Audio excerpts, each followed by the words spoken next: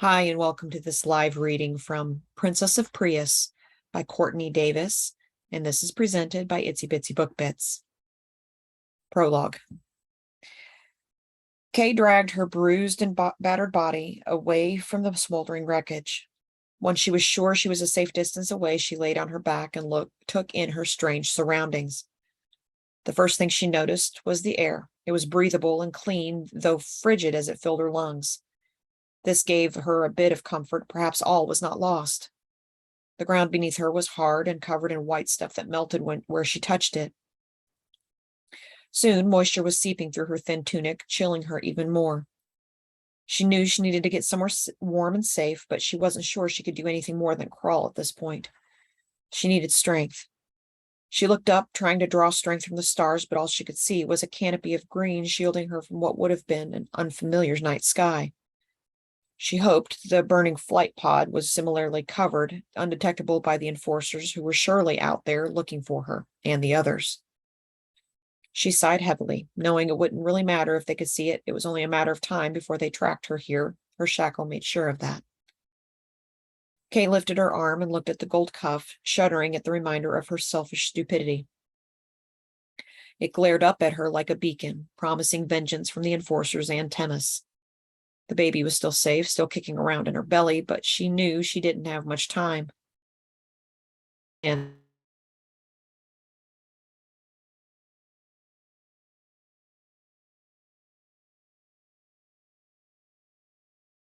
longer, baby. Mama's going to make sure you can have a life. Another stabbing pain came and went. Then Kay tried to stand. She had to find shelter. She made it 2 steps before another pain, followed by a rush of water, brought her to her knees. She screamed up at the sky, cursing her uncle and calling to her goddesses to save her child and use it to bring vengeance down upon the head of Themis for the destruction of their utopia. Her plea was answered. A light flashed in the darkness. "A chromic?" she whispered, and waited as the light flashed over her and hurried closer. She soon realized it was no goddess, but something of this planet that approached. She touched the small device in her ear, making sure she'd be able to understand and speak whatever language her savior spoke. "Oh dear, what happened to you?" The voice was quiet but confident and so calm. Kay knew she was safe. Her goddesses had sent a savior for her child. She lifted her head and saw a small woman with lots of gray hair piled atop her head, kind blue eyes, and weathered skin. She was wearing an odd red gown and large brown boots. Not exactly what she was expecting to see in her savior, but she wasn't about to question it. "What's your name?" "Kay." "Can you walk, Kay, dear?"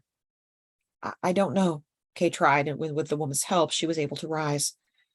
The woman helped her through the darkness, and soon they arrived at a small cottage. The woman didn't ask Kay to explain herself or her situation. She led her inside and straight to a bed.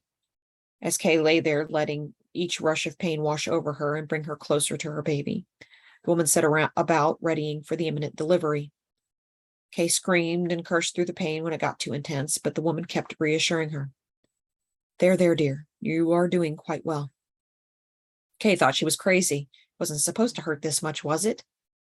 "Just relax as much as you can between the contractions. Don't worry, Aunt Sarah's here to care for you and the little one." Kay reached out and grabbed Sarah's hand, stilling her. "Yes, the baby. You must take care of it. Protect it from them. They will look for it. You have to hide the pod and take care of the baby." Kay was frantic in her pleading, but the woman just looked at her calmly, reassuring her again that she was going to be fine. It continued for hours, and just when Kay didn't think she could possibly take any more, it was over. The baby was delivered with one final push, and she was cradling her screaming baby girl in her arms at last. The baby had a blue mark high on her right arm, a mark of the goddess Cerulean, daughter of Achromic. They had heard her call, answered her, and had given the child their blessing. Kay knew she had made the right decision for her people. A familiar tingle rippled up her own arm, reassuring her even more. "It's a perfect girl," Sarah proclaimed enthusiastically. "Elle," Kay said as she gazed into purple eyes exactly like her own. This was the new Princess of Prias, next in line to be queen and blessed by the goddesses to save their people. So perfect, so beautiful. Kay's eyes blurred with tears, knowing that she had to do what she had to do now before it was too late. Ellie, what a beautiful name. Clean her up, please. I must rest. Kay handed her daughter to Sarah and watched them walk away. She blinked back the tears and asked the goddess Cerulean for courage. She honestly believed her sacrifice would matter, hard as it was. She would make it quick and as painless as possible. She slid off the bed, and before Sarah even knew she was up, Kay had the scissors buried deep in her own chest. As Kay lay bleeding out on the floor, staring up into the kind blue eyes of Sarah, she saw the blue-tinged face of Cerulean floating above, ready to welcome her to the next plane of existence.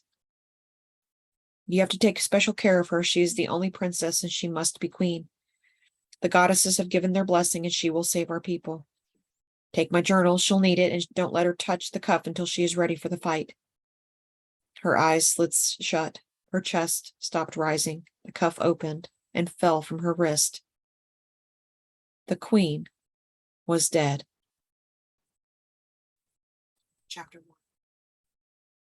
Elle smoothed lotion over her body. As always, her fingers were drawn to her birthmark and lingered there for a moment. A small blue star high on her right arm. It was about the size of a nickel and slightly raised.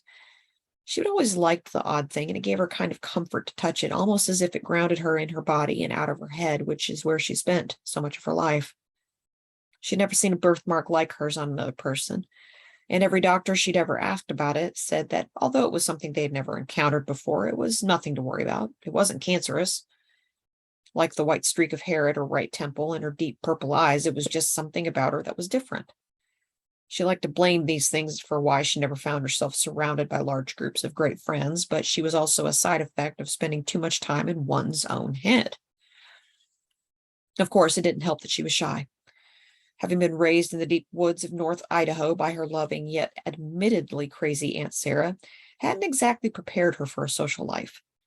She hadn't spent much time with anyone her age until she was old enough to legally drive herself into the tiny town of Bonners Ferry, and even there it wasn't as if she had friends to hang out with. Most of her outings had consisted of a stop at the store and the library, not that there was much else to do in the town. She was homeschooled by her aunt and did as much learning on her own as possible. Books had been her only way of getting outside her safe little world in the woods, and she'd lost herself in many. At the age of 17, she'd made the terrifying decision to leave the safety of her home and go to the closest community college in Coeur d'Alene. That was 10 years ago. Now she was Dr. Elle Monroe, OBGYN, once again living in Coeur d'Alene, Idaho. Her roommate, Catherine, was her best friend. They'd met in college her first year, and Catherine had taken an instant liking to the awkward girl, making it her hobby to get Elle out of her shell. It had worked a bit, but if she were being honest, Elle knew she was only slightly less awkward than she'd been as a child. Elle slipped on her t-shirt and running shoes. She would go out to the lake and run off the stress of her day, then return and get ready for her Friday night, which usually consisted of takeout and a romance novel, sometimes a movie with Catherine. Tonight, however, she had a date with Ryan, an anesthesiologist she often worked with in the delivery room. He had been asking her out since the day they met, and in a moment of insanity, she'd accepted. She was seriously regretting it now and wondering if she could cancel without making work with him awkward from here on out. Of course, a bad date would make things even more awkward in the delivery room. Not that the date was going to make things between them terribly comfortable. It wasn't that he was unattractive, quite the opposite, actually. He had shaggy black hair and dark skin, kind brown eyes, and a quick smile filled with white teeth. All the nurses were in love with him and envied her chance at a date. The problem was Ellie didn't really date anyone. She had just never enjoyed the embarrassing ritual. Awkward dinner, trying to make conversation, a comfortable dark movie theater where he tried to hold your hand or touch your leg without breaking his gaze from the movie that no one is actually paying attention to. Then there was the kiss goodnight, which was by far the worst part. Bumbling, wet kisses full of grabby hands and bad breath. Rarely did she have a second date, which meant her sex life was non-existent. She wasn't still a virgin at 27, but her partners had been few and far between, and utterly forgettable. It had always felt like something was missing, like they just weren't doing it right. Not that she really thought that. She was a doctor and her job was mostly helping women through pregnancy and delivering babies. She knew the mechanics of how they were made. Not for the first time, she wondered if it was her. Maybe she was just one of those people who didn't enjoy sex, except that she was perfectly capable of having a good time by herself. It's just that including anyone else in the situation felt dull and disappointing. Catherine was convinced it was Elle's choice in past partners. Elle couldn't deny that was a real possibility, although the admission still didn't leave her eager to try again. She just didn't see the appeal of repeating the process very often, but every once in a while, she was so distracted by a pretty face and strong arms that she forgot how dreadful the experience was bound to be. Elle pulled her dark red hair into a ponytail that hung down to her shoulder blades and told herself that she had to give Ryan the benefit of the doubt. I can't judge him based on my past experience, blah, blah, blah. She repeated the mantra Catherine tried drilling in her head on a regular basis, but it didn't make her feel any more optimistic. Quite the opposite, actually. It made her think of all of her past experiences and how terrible it was going to be to work with Ryan after this failed attempt at romance.